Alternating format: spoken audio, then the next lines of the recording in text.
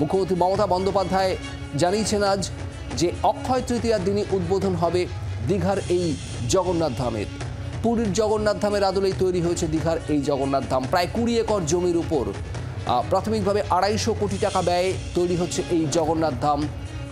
এরপরেও আরও বেশ কিছু খরচ রয়েছে, এমনটাও জানিয়েছেন মুখ্যমন্ত্রী মমতা বন্দ্যোপাধ্যায়। জগন্নাথ ধাম দীঘার আর এই জগন্নাথ ধামকে কেন্দ্র করে কি কি পরিকল্পনা নেওয়া হচ্ছে, ঠিক কি কি থাকবে, এই সমস্ত কিছুই আজ বিশদে জানিয়েছেন মুখ্যমন্ত্রী মমতা বন্দ্যোপাধ্যায়। রথযাত্রার আয়োজন করা হবে।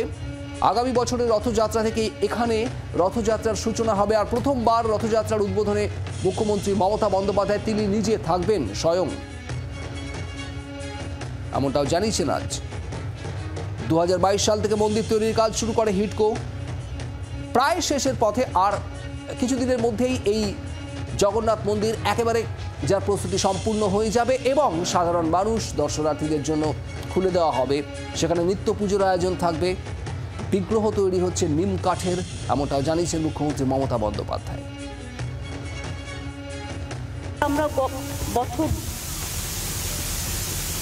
কয়েক আগেই সিদ্ধান্ত নিই দীঘায় ঘুরতে ঘুরতে যে আমরা সমুদ্র সৈকত সরণিতে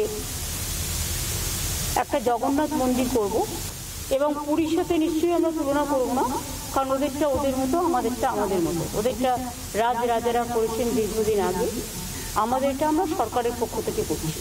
টোটাল টাকাটাই সরকারি। প্রায় 20 একর জমি আছে।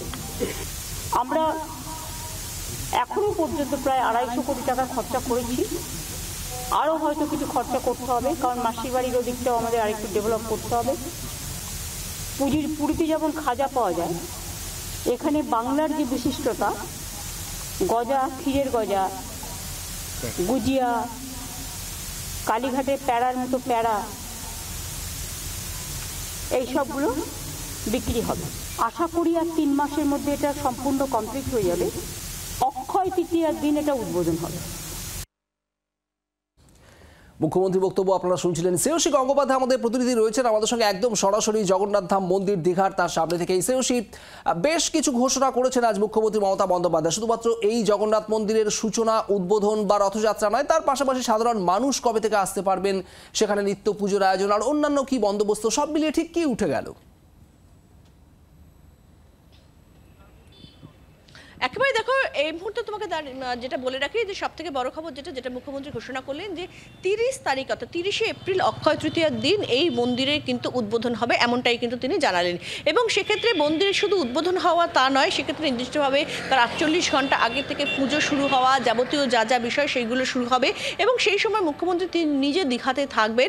এবং এক্ষেত্রে আজকে তিনি আরও একটা বিষয় ঘোষণা করলেন যে এক্ষেত্রে যে মন্দির যে পরিচালনা, সেই মন্দির পরিচালনার সঙ্গে কোনো রাজনৈতিক কোনো ব্যক্তি বা কোনো কিছু যোগ থাকবে না, সেটা সম্পূর্ণভাবে কিন্তু একটা ট্রাস্ট যারা পরিচালিত হবে। এবং সেখানে মুখ্যমন্ত্রী তিনি বলছেন যে এক্ষেত্রে তিনি নিজেও সেই ট্রাস্টের সদস্য নন। সেই ট্রাস্টের ক্ষেত্রে যেমন ইসকনের তরফে যেমন প্রতিনিধিত্ব থাকবে, সেক্ষেত্রে সনাতন ব্রাহ্মণ ট্রাস্টের পক্ষ থেকে প্রতিনিধিত্ব থাকবে। এছাড়া এখানে একটি মন্দির রয়েছে, অর্থাৎ জগন্নাথ দেবের একটি মন্দির রয়েছে, সেই মন্দিরের পক্ষ থেকে প্রতিনিধিরা থাকবেন। ফলে সামগ্রিকভাবে 15 থেকে 20 জনের একটা ট্রাস্ট তৈরি হচ্ছে। সেই ট্রাস্টই কিন্তু কার্যত এই মন্দির পরিচালনার সঙ্গে যুক্ত থাকবে।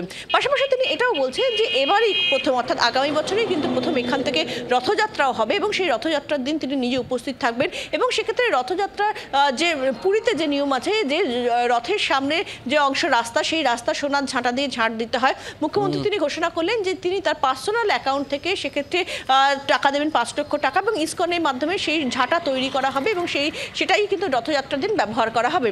এছাড়া যেটা মুখ্যমন্ত্রী আজকে ঘোষণা করলেন যে এক্ষেত্রে এই মন্দিরে যেরকম ভোগের ব্যবস্থা থাকবে, অর্থাৎ নিত্য পুজো, ভোগ, যাবতীয় সমস্ত কিছুর কিন্তু একেবারে সেই অনুযায়ী কিন্তু ব্যবস্থা থাকবে। তবে তিনি যেটা বারবার কিন্তু তিনি বলছেন যে এক্ষেত্রে পুরীর মন্দিরের সঙ্গে তিনি কোনো তুলনা করছেন না, কিন্তু কার্যত পুরীর মন্দিরের থেকেও বড় জায়গা এবং সেই পুরীর মন্দিরের সমানে কিন্তু সেই হাইটের কিন্তু এই মন্দির তৈরি হচ্ছে।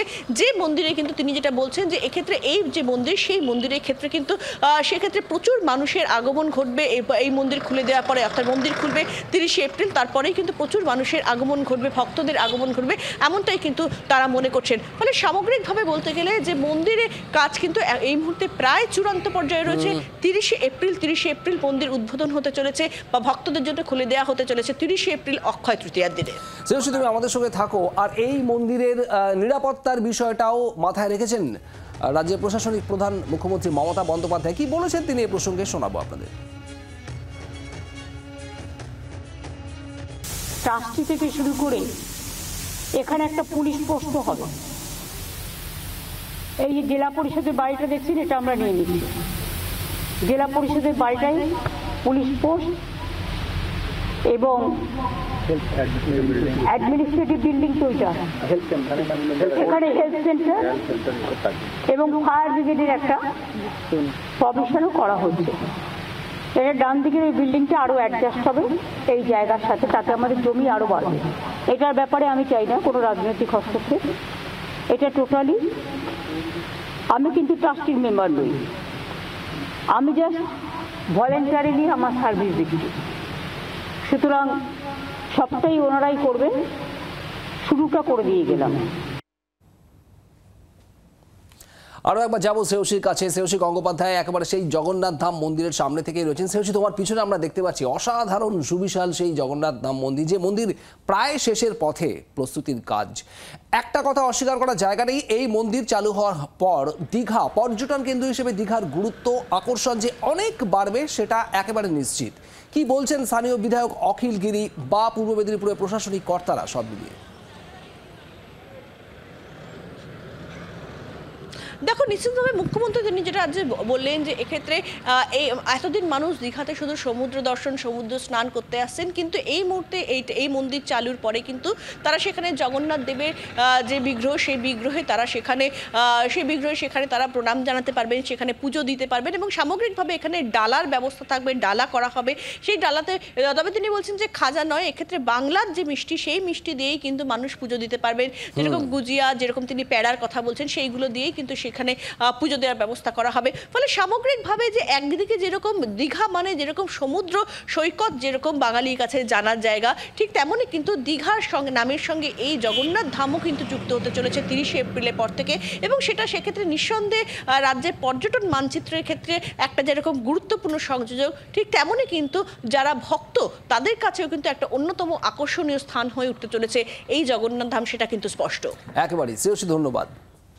আর একই সঙ্গে এবার এই দীঘার জগন্নাথ মন্দির যা আজ পরিদর্শন করার পর, একেবারে খুঁটিয়ে খুঁটিয়ে মন্দিরের বিভিন্ন অংশ পরিদর্শন করার পর মুখ্যমন্ত্রী মমতা বন্দ্যোপাধ্যায়ের যে বক্তব্য, সেখানে শুভেন্দু অধিকারীর কটাক্ষকে একেবারে আমলই দেননি আজ মুখ্যমন্ত্রী মমতা বন্দ্যোপাধ্যায়। সরকারের টাকায় ধর্মীয় স্থান হয় না, দীঘা জগন্নাথ মন্দির আসলে সাংস্কৃতিক কেন্দ্র খোঁচা দিয়েছেন বিরোধী দলনেতা। ভালো জিনিসে কে কি বলল কিছু যায় আসে না, দীঘায় মন্তব্য মমতা বন্দ্যোপাধ্যায়ের। প্রথমে আপনাদের শোনাবো বিরোধী দলনেতা শুভেন্দু অধিকারী ঠিক কি বলেছেন। জগন্নাথ মন্দির নয়, সরকারি টাকায় মন্দির, মসজিদ, গির্জা কিছু করা যায় না, গুরুদ্বারা করা যায় না। ওইটার নাম হচ্ছে শ্রী জগন্নাথ ধাম কালচারাল সেন্টার, সাংস্কৃতিক কেন্দ্র। আর পুরী ধাম 4 ধামের 1 ধাম দৈতাবতীজিকে নিয়ে আসবো, দীঘা সহ মেদিনীপুরে ধর্মসভা করে মমতার ভণ্ডামির মুখোশ খুলব। আর ওটা মন্দির নয়, ওটা কালচারাল সেন্টার, সরকারি টাকায়। বাংলার আওয়াজ, বাঙালির আবেগ, জি 24 ঘন্টা।